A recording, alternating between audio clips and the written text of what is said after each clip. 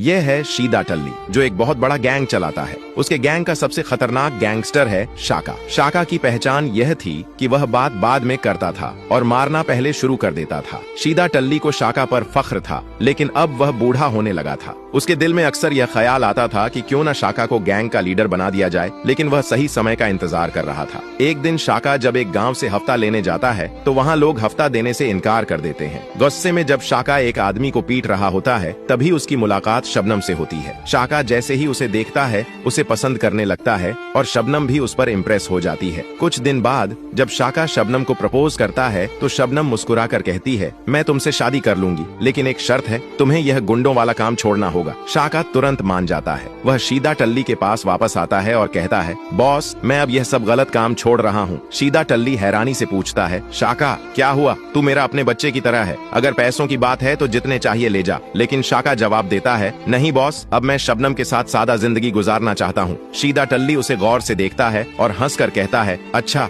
अगर इसमें तेरी खुशी है तो तू जा, लेकिन याद रखना, जिंदगी में कभी भी कोई मुश्किल आए तो मुझे भूलना मत, तेरा भाई अभी जिंदा है। शाका उसे गले लगाता है और वहाँ से चला जाता है। अब शाका बदल चुका था। कुछ ही दिनों बाद शाका और शबनम की शादी हो जाती है और दोनों अपनी जिंदगी में बहुत खुश रहते हैं। लेकिन फिर एक दिन शबनम का अपहरण हो जाता है। किसी को कुछ पता नहीं था कि यह काम किसने किया है। अब सवाल यह है, क्या शाका शबनम को बचा पाएगा या नहीं? जानिए पार्ट 2 में।